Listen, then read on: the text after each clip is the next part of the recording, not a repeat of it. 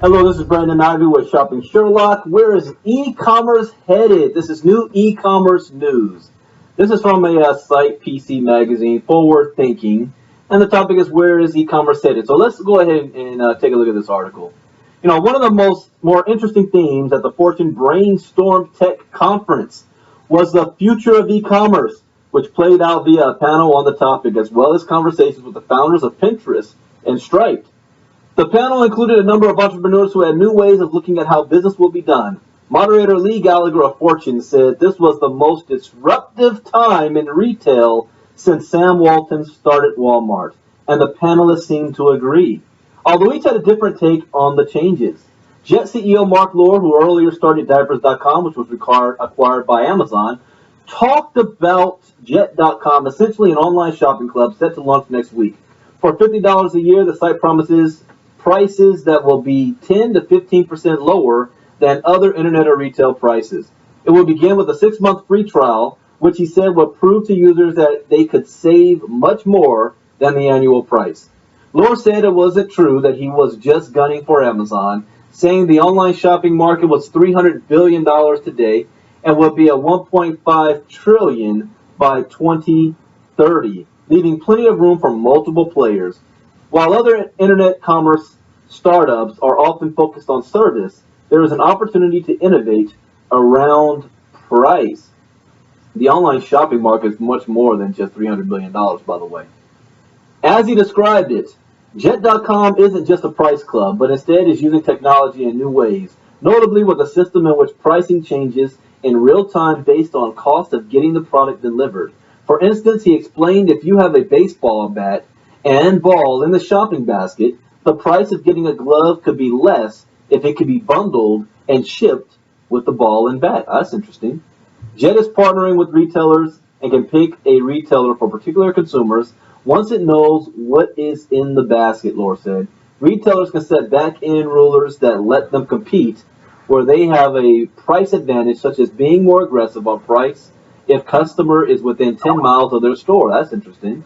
He said this will help small merchants compete with big companies. Oh, he's talking about the U.S. market, $300 billion. Okay, I understand that.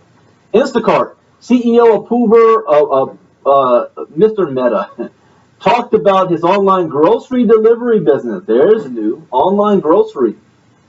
Although he acknowledged that the category was, as Gallagher described it, haunted by ghosts, such as Webvan, he said the demand was and is still there. What makes us different this time is smartphone penetration, not only for ordering, but for the people who pick and deliver groceries. He is partnering with stores and said people want to order from their local store and still get 1 or 2 hour delivery. Doing this will require building custom apps and understanding machine learning, he said. Instacart is starting with grocery prices, in part because it has a tremendous amount of challenges, such as training shoppers to pick those items. But he said after the company builds economies of scale, it would then expand to other vertical markets. Let's go scroll down from here. Let's see. Revel Systems. Revel Systems CEO Lisa Falzoni has a solution aimed more at traditional retail stores. With a cloud-based point-of-sale system using the iPad for local ordering, with a cloud-based back-end, she said this is efficient and offers the ability to cover more sophisticated business intelligence in the cloud. The company has partnerships with Apple and Intuit, and while it is focused on brick-and-mortar retail, now the plan is to integrate the system online. The integration of online and offline is a huge part of the company's goal, she said, noting that online resellers are now often opening brick-and-mortar stores and vice versa.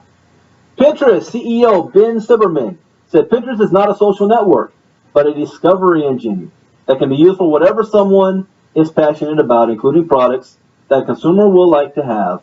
He said people have asked for a buy button for a long time, but Pinterest wanted to make it feel like an integrated, easy part of the site. Pinterest was now working with thousands of merchants, so soon Pinterest is going to be doing that. Let's see, anything else interesting from this article? It's a long article. Well, overall, McNamara said, we are entering an age of intelligence with new opportunities for new business models. That's something everyone at the conference seemed to agree on. Future of e-commerce is not slowing down. It is only speeding up. My name is Brandon Ivey, Shopping Sherlock. Bye-bye.